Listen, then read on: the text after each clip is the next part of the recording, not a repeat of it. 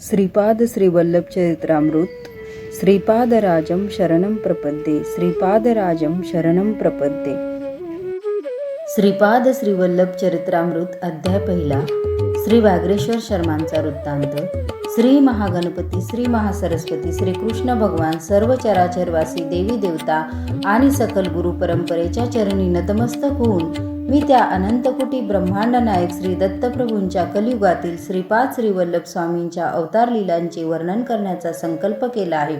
अनुसूया अत्रिनंदन भगवान श्री दत्तात्रय यांनी आंध्र प्रदेशातील पिटिकापुरम या गावी श्रीपाद श्रीवल्लभ या नावाने अवतार घेतला। त्यांच्या दिव्य चरित्राचे यथायोग्य वर्णन करणे अनेक पंडितांना सुद्धा जमले नाही। ते करण्याचे मी धाडस करीत आहे, ते केवळ आपल्यासारख्या थोर विद्वान श्रोत्यांच्या आशीर्वादामुळेच। मी शंकर भट, देशस्थ कर्नाटकी स्मार्त ब्राह्मण। माझा जन्म भारद्वाज गोत्रात झाला। मी श्रीकृष्ण दर्शनासाठी उडपी तीर्थस्थानी गेलो असताना तेथील नयन मनोहारी मोर मुकुटधारी कृष्णाने मला मंत्रमुग्ध केले। त्याने मला कन्याकुमारीत जाऊन कन्यका परमेश्वरीचे दर्शन घेण्याची आज्ञा केली। त्याप्रमाणे मी कन्याकुमारीत जाऊन त्रिवेणी संगमात स्नान करून श्री कन्यका देवीचे दर्शन घेतले। मंदिरातील पुजारी मोठ्या भक्तिभावाने देवीची पूजा करीत होता। मी आणलेले लाल फूल त्याने मोठ्या श्रद्धेने देवीस अर्पण केले। देवी अंबा माझ्याकडे मोठ्या स्नेहपूर्ण नजरेने पाहत असल्याचे जाणवले। ती म्हणत होती, शंकरा, तुझ्या अंतरंगातील भक्तिभावावर मी प्रसन्न झाले आहे। तू कुरवपूर क्षेत्रात जा आणि श्रीपाद श्रीवल्लभ स्वामींच्या दर्शनाने आपल्या जीवनाचे सार्थक कर। त्यांच्या दर्शनाने मनाला, अंतरात्म्याला जो आनंदाचा अनुभव येतो तो अवर्णनीय असतो। अंबा मातेचा आशीर्वाद घेऊन मी प्रवास आरंभ केला आणि थोड्या अंतरावर असलेल्या मरुतमलई या गावी येऊन पोचलो। लंकेतील राम रावण संग्रामात लक्ष्मणास इंद्रजिताची शक्ती लावून तो अचेतन अवस्थेत असताना श्री हनुमंताने संजीवनी बुटीसाठी द्रोणगिरी पर्वत उचलून आणला होता। लक्ष्मण संजीवनी बुटीने जिवंत झाल्यावर हनुमंत तो पर्वत स्वस्थानी घेऊन जात असताना त्याचा एक मोठा तुकडा येथे पडला। त्याचेच नाव मरुतमलई असे आहे। हे स्थान अत्यंत रम्य आहे। येथे अनेक गुहा असून त्यात सिद्ध पुरुष गुप्त रूपाने तपश्चर्या करीत असतात। मी साऱ्या गुहांचे दर्शन घेण्यास आरंभ केला। एका गुहेच्या आत गेलो असताना एक वाघ शांत बसलेला दिसला। त्याला पाहताच माझ्या अंगात कापरे भरले आणि घाबरून मी एकदम श्रीपाद श्रीवल्लभा असे जोराने ओरडलो। त्या निर्जन अरण्यात माझी आरोळीचा प्रतिध्वनी तितक्याच मोठ्या आवाजात ऐकू आला। त्या आवाजाने त्या गुहेतून एक वृद्ध तपस्वी बाहेर आले आणि म्हणाले, बाबा रे, तू धन्य आहेस। या अरण्यात श्रीपाद श्रीवल्लभ या नावाचा प्रतिध्वनी आला। श्री दत्तप्रभूंनी कलियुगात श्रीपाद श्रीवल्लभ या नावाने अवतार घेतल्याचे योगी, ज्ञानी, परमहंस लोकांनाच माहीत आहे। तू भाग्यवान असल्याने या पुण्यस्थळी आलास। तुझ्या सर्व कामना पूर्ण होतील। तुला श्रीपाद श्रीवल्लभांच्या दर्शनाचा लाभ होईल। या गुहेच्या दाराजवळ बसलेला वाघ एक ज्ञानी महात्मा आहे, त्याला नमस्कार कर। मी अत्यंत नम्र भावाने त्या वाघास नमस्कार केला। त्या वाघाने लगेच ओंकाराचा उच्चार केला। त्या आवाजाने सारा मरुतमलई पर्वत दुमदुमला। नंतर त्या व्याघ्राने श्रीपादराजं शरणं प्रपद्ये असे सुस्वरात प्रभूंना आळविले। याच वेळी एक चमत्कार झाला। त्या वाघाच्या ठिकाणी एक दिव्य कांतिमान पुरुष प्रकट झाला। त्याने त्या वृद्ध तपस्व्यास साष्टांग प्रणिपात केला आणि क्षणार्धात आकाशमार्गाने निघून गेला। त्या वृद्ध तपस्व्याने मला त्यांच्या गुहेत मोठ्या आग्रहाने नेले। गुहेत गेल्यावर त्यांनी केवळ संकल्पाने अग्नी प्रज्वलित केला। त्यात आहुती देण्यासाठी लागणारे पवित्र साहित्य, मधुर फळे याची निर्मिती केली। वैदिक मंत्रोच्चारासह या पदार्थांची अग्नीत आहुती दिली। ते वृद्ध तपस्वी सांगू लागले, या कलियुगात यज्ञ, याग, सत्कर्म सारे लुप्त झाले आहेत। पंचभूतात्मक सृष्टीतून सर्व लाभ करून घ्यायचा, परंतु त्या देवतांचे मात्र विस्मरण करायचे असा मानवाचा धर्म झाला आहे। देवाची प्रीती प्राप्त करण्यासाठी यज्ञ करावेत व त्यांना संतुष्ट करावे। त्यांच्या कृपा प्रसादानेच प्रकृती अनुकूल होते। प्रकृतीमधील कोणत्याही शक्तीचा प्रकोप मानवास सहन करू शकत नाही। प्रकृतीमधील शक्तीची मानवाने यथायोग्य मार्गाने शांती करावी, नसता अनेक संकटे उद्भवतात। मानवाने धर्माचरण न केल्यास प्रकृती शक्ती त्याची शिक्षा यथाखाली देते। लोकहितासाठी मी हा यज्ञ केला आहे। या यज्ञाचे फलस्वरूप तुला श्रीपाद श्रीवल्लभ स्वामींचे दर्शन होईल। जन्माजन्मांतरीचे पुण्य फळास आले म्हणजे असे लाभ घडतात। त्या वृद्ध तपस्व्याच्या मुखातून वाहणाऱ्या या पवित्र वाकगंगाप्रमाणे मी अगदी भारावून गेलो आणि अत्यंत नम्रतेने त्यांना साष्टांग दंडवत घातले. मी त्या तपस्व्याच्या चरणी प्रार्थना केली, हे ऋषीवर, मी पंडित नाही, योगी नाही, साधक नाही, मी एक अल्पज्ञ आहे.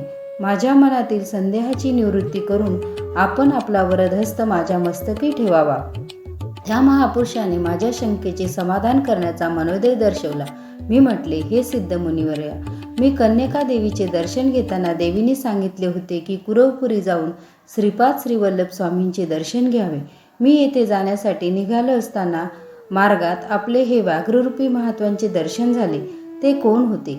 तसेच दत्तप्रभू म्हणजे कोण याविषयी कृपया विस्तारपूर्वक सांगावे. तेव्हा त्या वृद्ध तपस्व्याने सांगण्यास सुरुवात केली. या आंध्र प्रांतातील गोदावरी मंडळातील अत्री मुनींची तपोभूमी अशा नावाने प्रसिद्ध असलेल्या आत्रेयपूर ग्रामास एक काश्यप गोत्रीय ब्राह्मण कुटुंब वास्तव करीत होते. त्यांना परमेश्वराच्या कृपाप्रसादाने एका पुत्राचा लाभ झाला. ब्राह्मण अत्यंत विद्वान, आचार संपन्न होता, परंतु पुत्र मात्र मतिमंद होता. आईवडिलांनी त्याचे नाव वाग्रेश्वर असे ठेवले. व्याघ्रेश्वर मोठा होऊ लागला, परंतु त्याच्या बुद्धीची वाढ मात्र होत नव्हती. पित्याने त्याला शिकवण्याचे खूप प्रयत्न केले, परंतु त्यास संपूर्ण संध्यावंदन सुद्धा करता येत नसे. एवढ्या विद्वान ब्राह्मणाचा पुत्र असा अज्ञानी, अशी गावातील लोकांची सारखी टोचणी त्याला अत्यंत दुःखदायक वाटे. एका ब्रह्ममुहूर्तावर त्यास स्वप्न पडले. त्यात त्याला एक दिव्य बालकाचे दर्शन झाले. ते बालक आकाशातून खाली येत होते.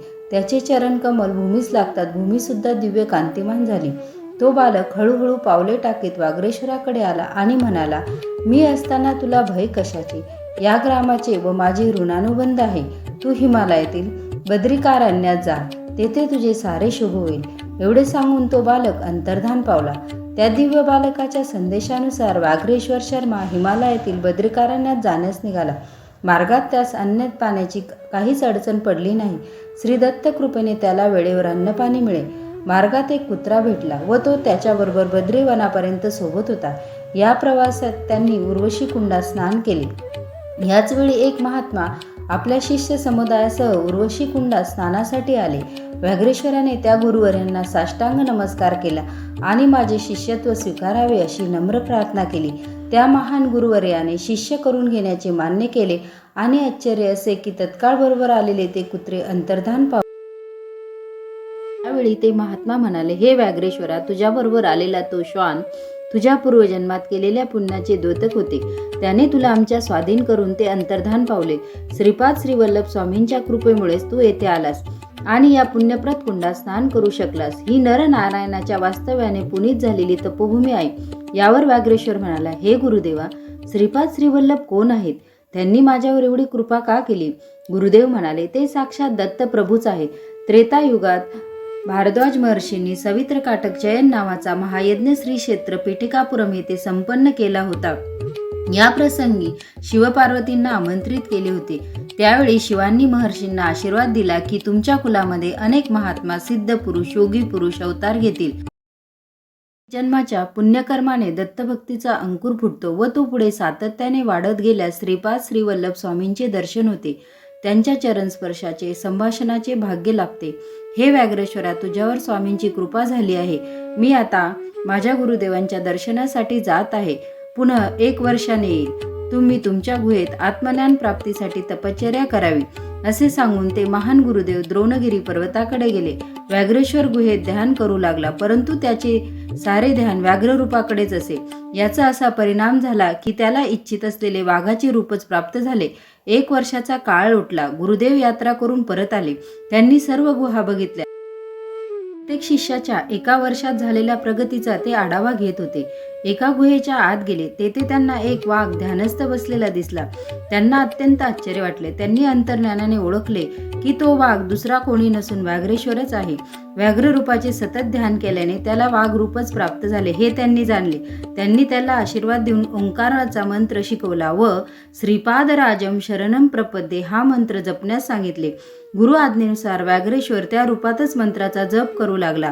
वाघाच्या रूपातच त्याने कुरवपूरला प्रयाण केले. यथाकाली तो कुरवपूर ग्रामाजवळ येऊन पोचला. मध्ये कृष्णा नदी वाहत होती. तो अलीकडे तीरावर बसून श्रीपादराजम शरणम प्रपदे या मंत्राचा जप करू लागला. श्रीपाद श्रीवल्लभ कुरवपूर ग्रामात आपल्या शिष्यासह बसले होते. ते एकदम उठले आणि माझा परमभक्त मला हाक मारतो आहे असे म्हणून नदीच्या पैल तीरास येण्यास निघाले. ते पाण्यातून चालताना त्यांच्या पदकमलाची चिन्हे पाण्यावर उमटत होती व ती फारच सुंदर दिसत होती. स्वामी पैल तीरावर पोहोचल्यावर व्याघ्रेश्वराने त्यांच्या दिव्य चरणावर आपले मस्तक ठेवून अत्यंत भक्तिभावाने नमस्कार. स्वामींनी अत्यंत आनंदाने त्या वाघाचे मस्तक कुरवाळले व त्यावर स्वार होऊन पाण्यातून ते कुरवपूरला पोहोचले. वाघावर बसून आलेले बघून सर्वांना आश्चर्य वाटले. ते वाघावरून उतरताच त्या वाघाच्या शरीरातून एक दिव्य पुरुष बाहेर आला. त्याने आपल्या देहाचे व्याघ्रजीन वाघाचे कातडे स्वामींना आसन म्हणून स्वीकार करावा अशी विनंती केली. तो श्रींच्या चरणी अत्यंत भक्तिभावाने नतमस्तक झाला. त्याने अष्टभाव जागृत होऊन प्रेमभावाने त्याने स्वामींच्या चरणावर आपल्या नेत्रातील अश्रूंनी अभिषेक केला. मोठ्या प्रेमभराने स्वामींनी त्याला उठवले आणि म्हणाले, हे व्याघ्रेश्वरा, तू एका जन्मात अत्यंत बलशाली असा मल्ल होतास. तेव्हा तू वाघांशी युद्ध करून त्यांना अतिक्रूरतेने वागवित होतास. त्यांना वेळेवर अन्न पाणी सुद्धा देत नव्हतास. त्यांना साखळीने बांधून लोकांच्या प्रदर्शनासाठी ठेवीत होतास. या दुष्कर्मामुळे तुला अनेक नीच जीव जंतूच्या योनीत जन्म घ्यावा लागला असता. तू माझ्या अनुग्रहाने ते सारे दुष्कर्म हरण झाले आहेत. तू दीर्घकाळ व्याघ्र रूपात राहिल्याने तुला इच्छेनुसार वाघाचे रूप धारण करता येईल व सोडता येईल. हिमालयात कित्येक वर्षापासून माझी तपश्चर्या करणाऱ्या महान सिद्धांचे तुला दर्शन होईल आणि आशीर्वादही मिळतील. योग मार्गात तू अत्यंत प्रज्ञावंत होशील असा स्वामींनी आशीर्वाद दिला. स्वामी पुढे म्हणाले, तू हिमालयात एक वाघ अत्यंत शांत असलेला पाहिला होतास ना? तो एक महात्मा आहे. तपश्चर्या करणाऱ्या संत पुरुषांना सामान्य लोक व इतर वन्य प्राण्यापासून त्रास होऊ नये म्हणून त्याने ते व्याघ्र रूप धारण केले होते व तो त्यांचे संरक्षण करीत होता. गुहेतील तपश्चर्या करणाऱ्या संतांचे परस्पर वर्तमान कळविण्याचे काम सुद्धा तो वाघ मोठ्या आनंदाने करीत असे. ही सगळी दत्तप्रभूंची लीलाच. श्रीपाद श्रीवल्लभांचा जय जयकार असो. श्रीपाद श्रीवल्लभांचा जय जयकार असो.